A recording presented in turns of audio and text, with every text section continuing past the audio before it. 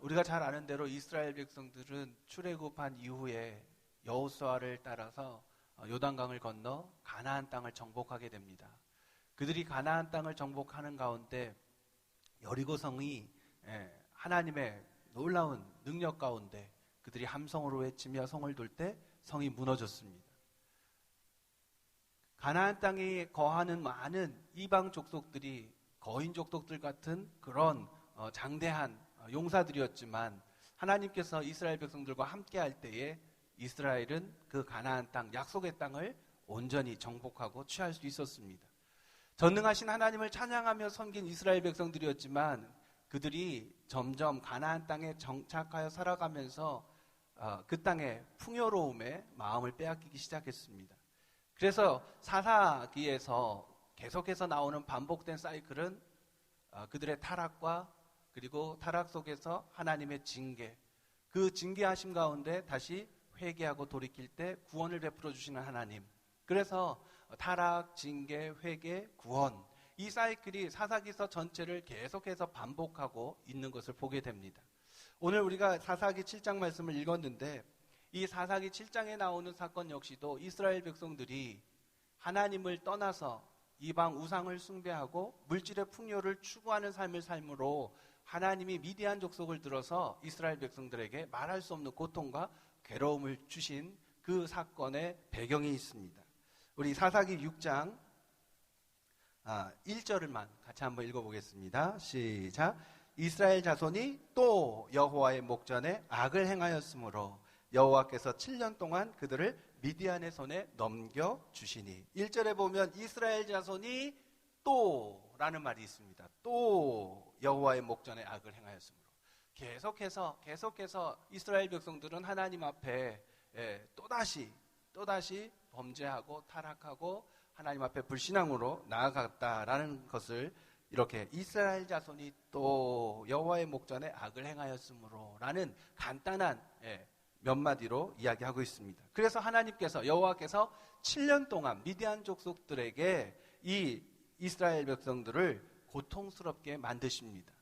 특별히 미디안 족속들이 이스라엘 백성들을 고통스럽게 했던 말할 수 없는 그 괴로움을 더하여 줬던 것은 바로 3절 말씀, 6장 3절 말씀을 보시면 이스라엘이 파종할 때면 미디안과 아말렉과 동방 사람들이 치러 올라와서 파종할 때에 씨를 뿌려서 이제 조금 시간이 지나면 싹이 나고 잎이 나는 바로 그 파종의 때에 미디안 사람들과 아말렉 사람들과 동방 사람들이 올라오는 것입니다. 그리고 4절에 보니까 진을 치고 가사에 이르도록 토지 소산을 멸하여 이스라엘 가운데 먹을 것을 남겨두지 아니하며 양이나 소나 나귀도 남기지 아니하니.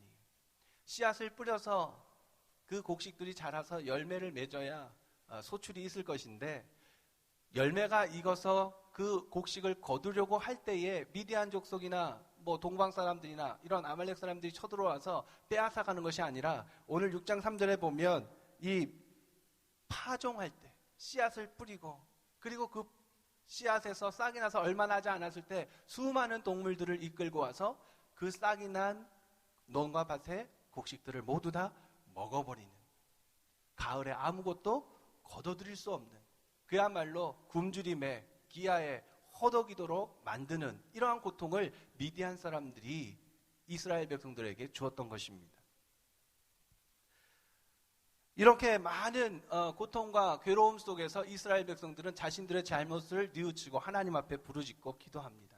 우리를 구원하여 달라고, 우리가 하나님 앞에 또다시 죄악을 행하였으므로 우리를 이 미디안의 손에서 건져달라고 하나님 앞에 그들은 간절히 기도합니다.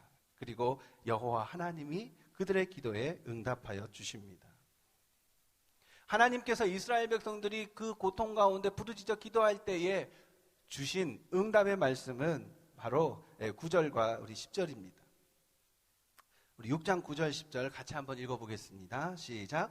애굽 사람의 손과 너희를 학대하는 모든 자의 손에서 너희를 건져내고 그들을 너희 앞에서 쫓아내고 그 땅을 너희에게 주었으며 내가 또 너희에게 이르기를 나는 너희의 하나님 여호와이니 너희가 거주하는 아모리 사람의 땅의 신들을 두려워하지 말라 하였으나 너희가 내 목소리를 듣지 아니하였느니라 하셨다 하니라.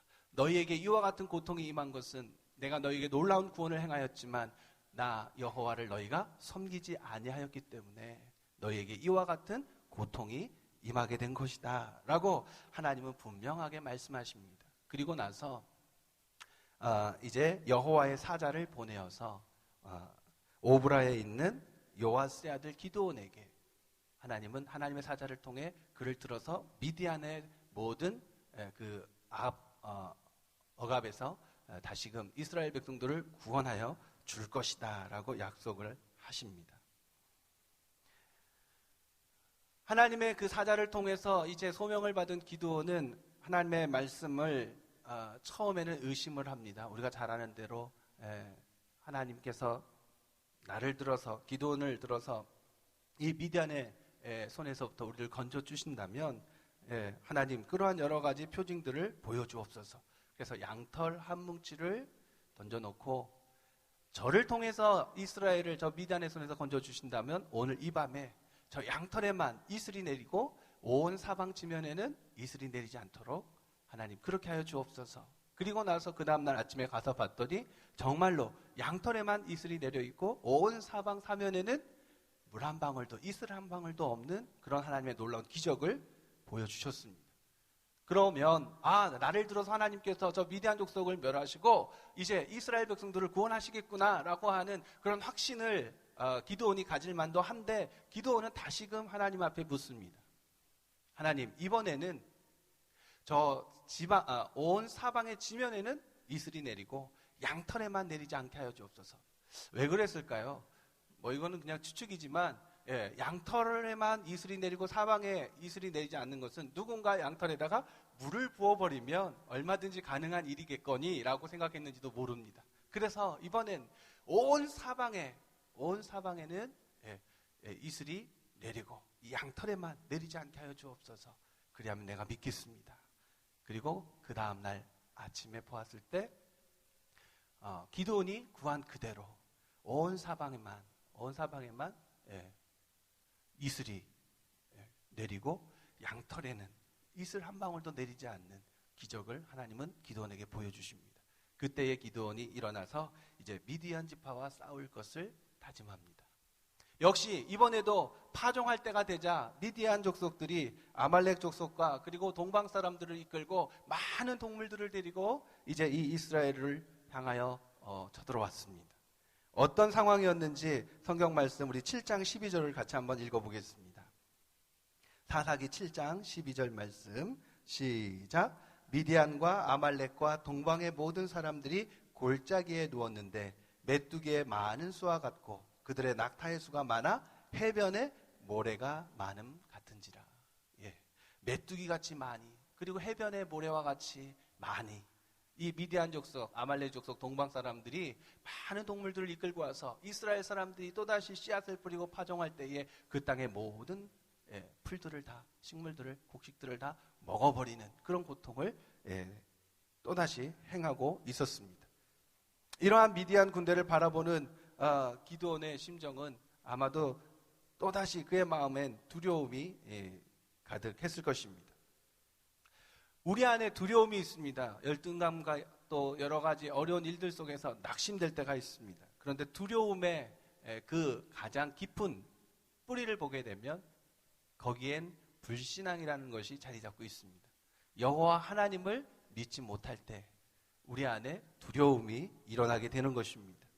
오늘 기드온이 두려움 속에 다시 빠짐으로 인해서 그가 하나님의 도우심을 하나님의 징표들을 보았음에도 불구하고 그는 또다시 두려움 가운데 빠지고 맙니다. 그래서 기도는 다급해진 심정으로 하나님 앞에 기도했을 것입니다. 나팔을 불며 이스라엘 백성들을 소집했을 때에 이스라엘 백성들이 모인 숫자는 겨우 3만 2천 명에 불과했었습니다. 수많은 미디안 사람들이 쳐들어왔는데 이스라엘 백성들이 모인 그 숫자는 겨우 3만 2천 명. 그런데 하나님께서는 기드온에게 많은 이스라엘 백성들이 모였다고 그들을 돌려보내라고 말씀하십니다. 그리고 나서 다시금 이제 1만 명이 남았을 때에 여기에서 끝나지 않고 하나님은 이들을 물가로 데려가서 물을 마시게 하십니다. 오랜 시간 물을 마시지 못해 심한 갈증으로 이스라엘 백성들은 고생하고 있었습니다. 적들이 지켜보고 있을 그런 상황이었음에도 불구하고 주변을 경계하며 물을 마셔야 하는데 이 1만 명 가운데 300명을 제외한 나머지 9,700명은 허겁지겁 머리를 물에 쳐박고 마시고 있었습니다. 그 중에 300명만이 손으로 물을 떠서 혀를 핥아 먹었습니다. 그리고 하나님께서는 기드온에게 이 300명만 남기고 무릎을 꿇고 물로 혀로 핥아 마신 이 9,700명은 고향으로 다시 돌려보내라고 명하십니다. 그런데 놀라운 일이 벌어집니다. 기드온과 300명의 용사들이 미디안의 수많은 군대를 물리치고 그들이 승리했다는 것입니다. 300명이서 이 미디안의 군대를 물리치고 승리할 수 있었다는 것. 어떻게 해서 기드온이 승리할 수 있었을까?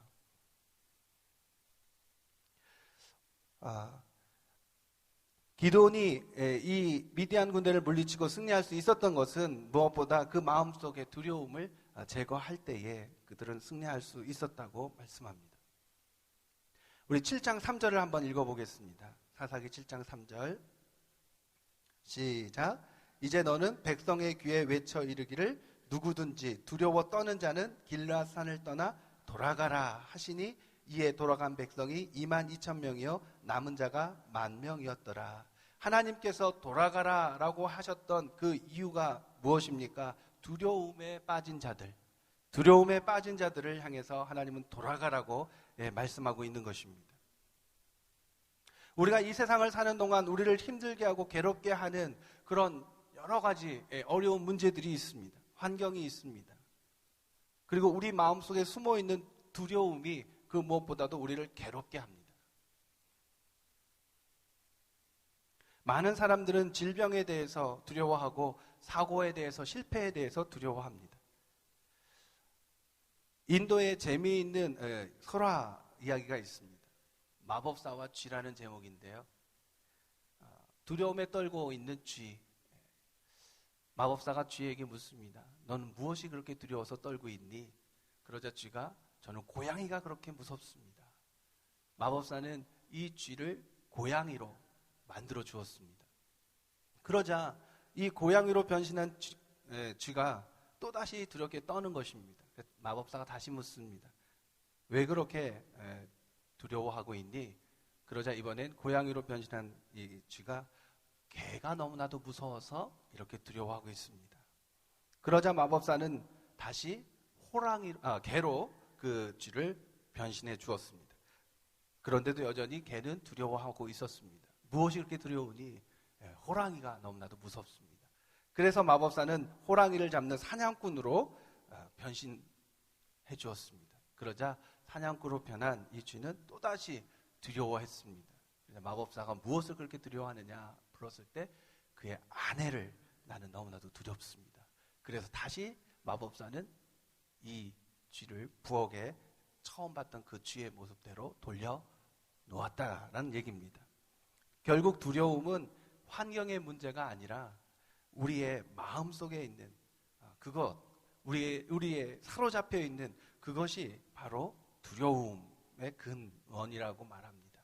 다른 어떤 것에 의해서 우리가 두려워하는 것이 아니라 내 마음에 자리 잡고 있는 것. 어떤 상황에서든지 그것을 극복하지 못한다면 계속해서 두려워할 수밖에 없다. 어떤 자매가 자신의 여러 가지 것들을 부족하다고 느꼈습니다. 동아리에서도 멋진 남자 친구가 자신에게 다가와서 내가 너와 함께 교제를 해보고 싶다. 난 너와 사귀고 싶다라고 이야기할 때에 이 자매는 나하고 사귀고 싶어 하기는 나처럼 못생기고 나처럼 부족함이 많은 사람을 누가 좋아해? 그러면서 그 남자친구의 제의를 거절하고, 그리고 나서는 그 동아리 모임에도 나가는 것이 부담스러워서 가지를 않았다고 합니다. 그리고 오랜 세월이 지나서 이제 결혼하고, 다른 사람과 결혼하고 아이도 둘씩 낳고 그렇게 세월이 흘렀는데, 어느 날 그 동아리에서 이제 졸업한 오비들을 초대하는 그런 자리가 있었습니다. 그때에 그 자리에 이 자매가 갔습니다. 그리고 자신이 그렇게 멋있게 생각했던 그 남자친구도 결혼을 한 뒤에 이 동아리에 나왔습니다. 그리고 나서 이 남자분이 이 여자분에게 물었다고 합니다. 그때에 내가 너와 사귀고 싶다고 했을 때 너는 왜 그렇게 나를 거부하고 거절했니?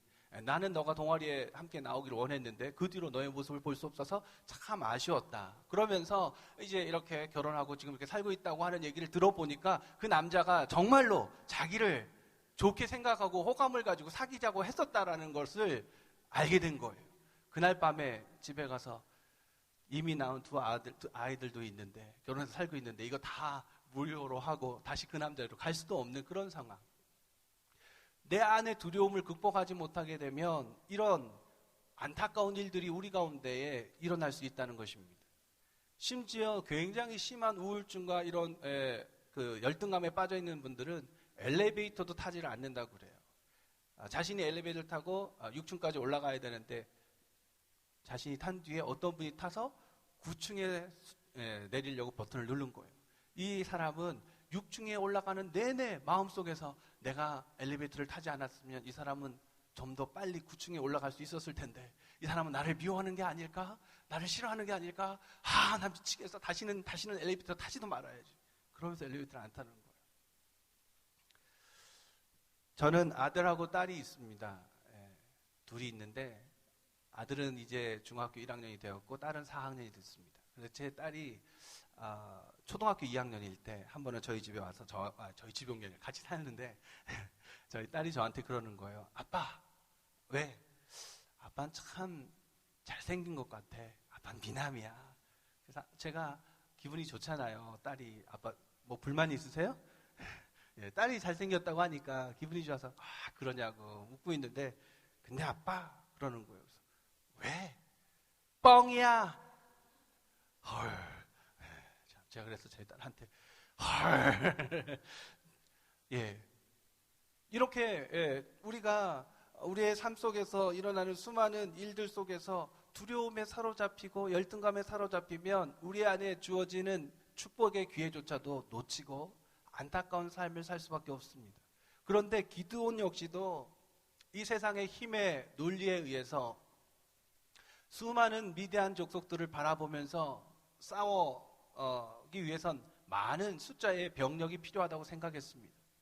나팔을 불며 외쳤지만 이스라엘 백성들이 그렇게 많은 숫자가 나오지 않았습니다. 우리가 6장을 자세히 보면 성령에 충만한 기드온이었지만 또다시 나팔을 불며 이스라엘 백성들을 소집하는 것을 보게 됩니다.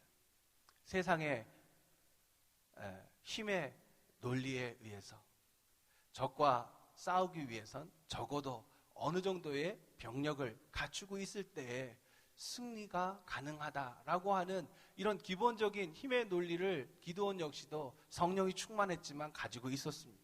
그런데 하나님께서는 오늘 그 기드온의 생각을 바꿔놓으십니다. 3만 2천 명이 모였지만 두려움에 떨고 있는 자들 2만 명을 돌려보내십니다. 그리고 이제 남은 1만 명을 가지고 하롯셈이라고 하는 곳에 가서 물을 마시게 합니다. 그 하롯셈은 이 미디안 족속과 이스라엘 백성들 사이에 놓여있는 유일한 샘터입니다. 미디안 족속도 물을 마시기 위해선 이 샘에 와야 하고 이스라엘 백성도 물을 마시기 위해선 이 하롯셈에 와야 합니다. 그런데 그곳에 와서 물을 마시는데 겨우 300명만이 손으로 물을 떠서 물을 마시며 경계했습니다. 나머지 9,700명은 전혀 경계하지도 않고 물을 마셨죠. 하나님께서는 그러한 가운데 300명을 다시 택하시고 이 미디안 족속들과 싸우게 하십니다. 우리의 삶 속에서 일어나는 이러한 여러 가지 영적인 전쟁 속에서 우리가 승리하기 위해선 가장 먼저 우리가 물리쳐야 될 것은 우리 안에 있는 두려움입니다. 우리 마음속에 있는 이 두려움들을 예수의 이름으로 우리가 제거하고 나아갈 때에 우리는 승리할 수 있는 줄로 믿습니다. 두 번째로 우리가 승리하기 위해서 꼭 기억해야 될 것은 여호와 하나님을 신뢰하는 그러한 믿음을 소유하는 것입니다. 신명기 20장 1절 말씀을 보면 내가 나가서 적군과 싸우려 할 때에 말과 병거와 백성이 너보다 많음을 볼지라도 그들을 두려워하지 말라. 애굽 땅에서 너를 인도하여 내신 내 하나님 여호와께서 너와 함께 하시니라. 내 앞에 적군이 말과 병거가 너보다 많은 것을 볼지라도 두려워하지 말라. 너를 구원하여 주신 하나님, 내가 너와 함께 하기 때문이다. 오늘 우리 앞에 있는 여러 가지 어려운 일들, 어려운 문제들, 내 힘으로, 내 능력으로 도저히 해결할 수 없는 그 일들이 이스라엘 백성들이 가나안 요단강을 건너 가장 먼저 보았던 여리고성처럼 크고 강한 견고한 요새처럼 결코 무너뜨릴 수 없고 정복할 수 없는 그런 요새처럼 보일지라도 여호와 하나님을 의지하고 그들이 나아가 그 성을 돌며 외칠 때 그 성이 무너진 것처럼 나와 함께 하시는 하나님, 전능하신 하나님을 우리가 의지하고 믿음으로 나아가면 우리는 모든 어려운 문제들을 능히 극복하고 그리고 승리할 수 있을 줄로 믿습니다. 우리가 굳게 붙잡아야 될 것은 다른 것이 아니라 바로 하나님의 약속의 말씀, 그 진리의 말씀을 우리가 붙드는 것입니다. 오늘 이스라엘 백성들 미디안 족속에 의해 아말렉 족속과 동방 족속에 의해서 말할 수 없는 고통 가운데 허덕이는 그들에게 여호와 하나님께서 기도원을 들어서 300명을 들어서 말도 안 되는 우리 생각으로는 세상의 논리로는 도저히 일어날 수 없는 이 전쟁의 승리를 하나님께서는 주십니다. 미디안 족속의 연합군들은 13만 5천 명이었습니다. 13만 5천 명 대 300명. 하나님께서 300명으로 줄이신 것도 기드온에게 말을 하기를 너희의 힘으로 너희가 이겼다 할까 하여서 하나님은 이스라엘 백성들을 돌아가게 하고 그리고 누구도 부인하지 못하도록 여호와 하나님께서 승리를 주셨다는 것을 인정하게 하기 위해서 하나님은 300명을 들어서 13만 5천 명의 미디안의 연합군들을 물리치고 승리하게 하십니다. 그들이 어떤 최첨단의 무기를 가지고 나갔습니까? 기드온과 함께한 이들이 들고 있던 무기는 횃불과 항아리였습니다. 한 손엔 횃불, 한 손엔 항아리. 그것을 깨트리며 나갔을 때 이 미디안의 13만 5천 명은 무너지고 그리고 패하고 말았다는 것입니다. 결국에 전쟁의 승리는 전능하신 하나님의 손에 있다는 것을 오늘 말씀은 우리에게 가르쳐주고 있습니다. 저와 여러분들은 하나님의 군대가 되는 줄로 믿습니다. 오늘 에브라임 찬양단 찬양하는 모습을 보면서 참 은혜를 받았습니다. 그 인도하신 우리 정윤희 분이 아니고 우리 김여옥 자매님, 밖에서 만나서 잠시 기도하고 들어왔는데 저렇게 얌전해 보이는 외모에서 그렇게 뜨겁고 열정적이고 영성 있는 파워 있는 찬양을 하는 걸 보고 정말 제가 깜짝 놀랐습니다. 저도 교회에서 찬양 인도를 하고 그러고 있지만 정말 뜨겁게 찬양하는 그 모습 속에서 하나님의 영이 우리 가운데 역사하시고 또 우리에게 성령의 충만한 은혜가 임하는 것이 아닌가 그런 생각을 해보았습니다. 오늘 하나님께서는 저와 여러분들을 하나님의 군대로 부르셨습니다.